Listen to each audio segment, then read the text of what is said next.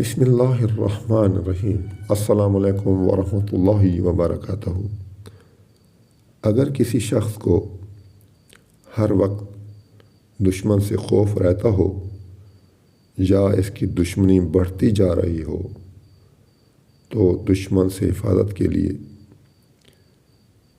ان کلمات کو 11 دفعہ روزانہ پڑھے۔ وہ کلمات یہ ہیں: یا مالکو، یا قدوسو، یا سلام۔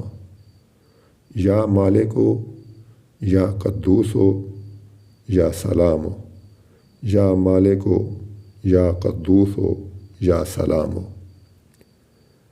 تو اس کے ساتھ ساتھ آپ نے کوشش کرنی ہے کہ 5 وقت کی نماز بھی باجماعت پڑھنی ہے، اور عبادات کے ساتھ ساتھ اپنے معاملات کو بھی صحیح رکھنا ہے، اور اللہ سے ہی مدد مانگنی ہے، اور اللہ سے ہی سب کچھ ہوتا ہے۔ اللہ تمام خیریں عطا کرتے ہیں اور تمام شروں سے بچاتے ہیں۔